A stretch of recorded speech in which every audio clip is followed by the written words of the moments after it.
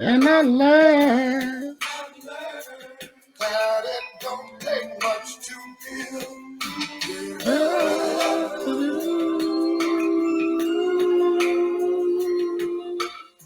build it up, build it up, build it up. All right, you know who it is. It's JL, the anti-guru. We're going a little old school today, but I'm not going to get myself in trouble.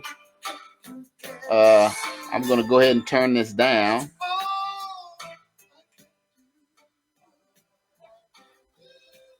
And I'm going to try to share.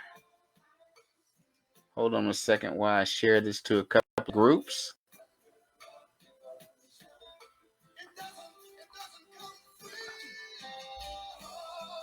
We're going to be talking about copywriting today.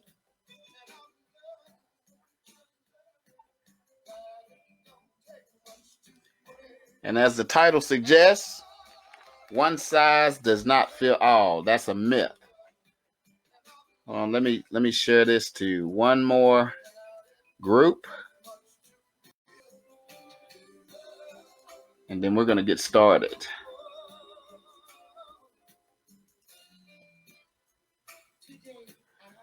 All right. Oh, I got my lighting off. Let me turn my lighting on so you guys can see me a little bit better. Oh, there we go. Okay. So this is Copywriting Secret number 7 in the Copywriting Secrets book that we're going to be going over. There are 31 secrets in this book, guys. But we're going to be talking about Copywriting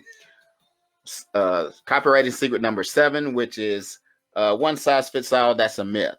And what I mean about that, online you have different types of traffic, and which is what we call people. We just call it traffic in the marketing business. And you have hot traffic, warm traffic, and cold traffic.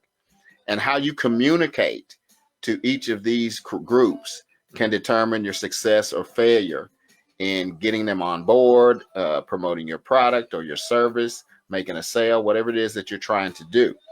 So let's go into a little detail about what hot, warm, and cold traffic is, if you don't know, for people who may be who may not know.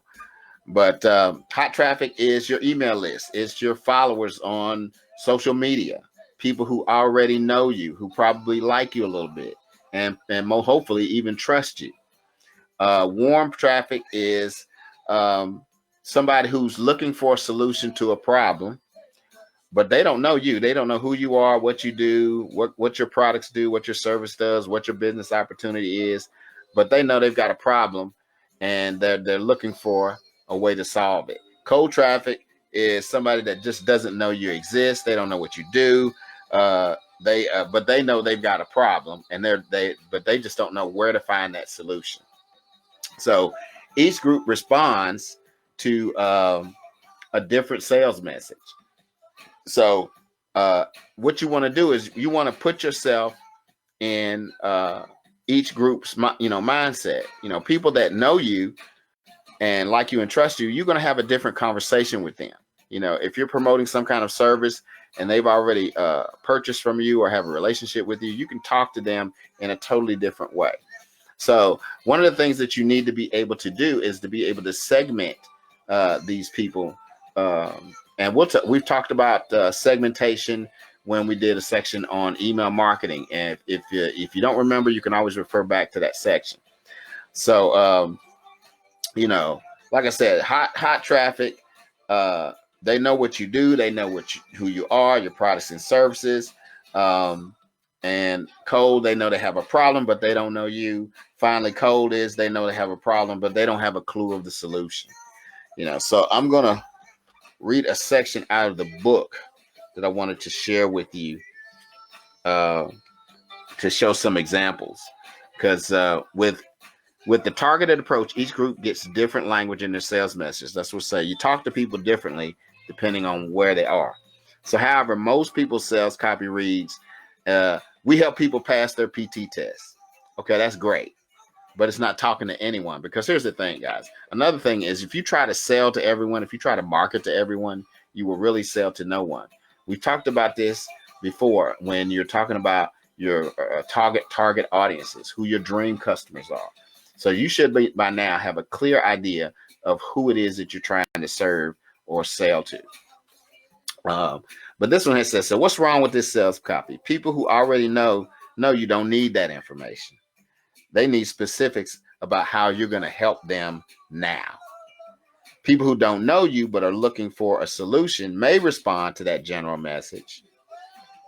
They will respond better to a specific message like, we help people pass the FBI Academy PT test, or we help people pass the RSP selection PT test, or we help people get ready for a SEAL contract. Finally, for people who don't even know there's a possibility that they could pass their PT test, or they're focused on a specific problem like being overweight, struggling with slow run times, or recovering from overuse injuries, that general message won't resonate with them at all. So, see, when you're writing sales copy, guys, you have to keep in mind exactly who you're trying to reach. And in each segment of that, once you get that cold traffic, you want to turn them into warm traffic, which you want to turn them into your hot traffic, which is get them on your list, So that's pretty much all. But wait a minute, I got one more thing I want to share with you because, I'm going through this course that where I'm doing some personal development, and something stuck out with me with my notes, and I wanted to share this with you because this kind of speaks to what we're talking about with copywriting. It's going to help your mindset as well. And well, here's the thing: to get what you want, you have to deserve it. So as business people, as entrepreneurs, we want success. And there are certain groups of people who think that success is due to them. And you do deserve success. But what I mean is you have to be deserving of that success. So how do you do that? How much are you worth? And how aware are you of your environment? What's going on? Especially like with what's going on right now. Are you adapting? Are you growing? Are you increasing yourself? Because see, there's three kinds of people in the world. People who watch things happen. People who wonder what's happening, and people who make things happen. So sit there and think about that. Who do you want to be? What kind of person do you want to be? So I wrote a note in order to be a person who makes things happen. I said, I'm going to start deserving more by increasing my skills and knowledge. I also said I will read more and work out. So I've been doing those things. So I wanted to kind of impart that on you, and something to consider as you're learning these skills, because this is what we're talking about, guys. We're talking about leveling our skills up so that you can be deserving of the income that you want to have, because you can have it. It's not that you can't have it, but the problem is that a lot of people are not deserving. And what I mean is they get involved with something. They don't want to learn how to do anything. Oh, I don't know how to do that computer stuff. That's too technical. Or I don't want to learn how to learn copywriting. Or you want to pay somebody to do something that you can do for yourself. You can take that money and reinvest it in your business in some kind of way, or reinvest in more education and more skill sets for yourself. Because I guarantee your income is partially correlated by the amount of knowledge and wisdom that you have. Also the skills that you have. I talked about in previous lives about this might be a perfect time to learn a different language. I'm considering it myself. I've got a lot of things in the fire, so I don't know when I'll get to it. But, so again, if you haven't picked up a copy of this book, look, you can get this book 100% free. All you have to do is pay the shipping. It's I think it's $9. And I encourage you to get the book.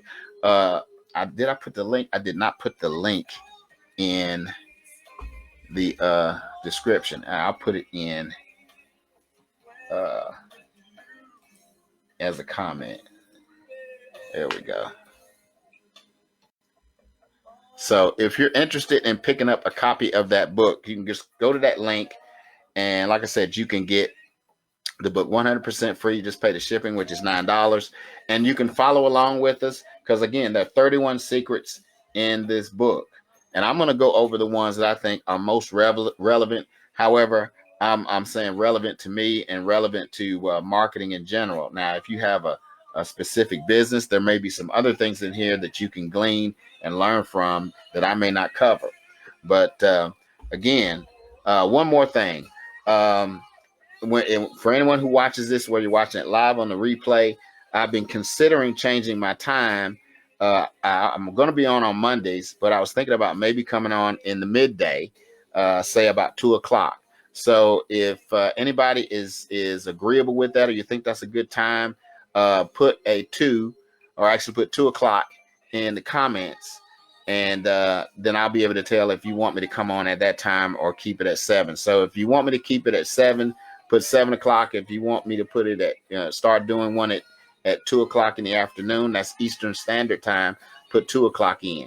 So if this information has been helpful, or you think that someone else can benefit from it, please share it. I look forward to your comments, and we will see you again on Monday next week. Take care. Peace.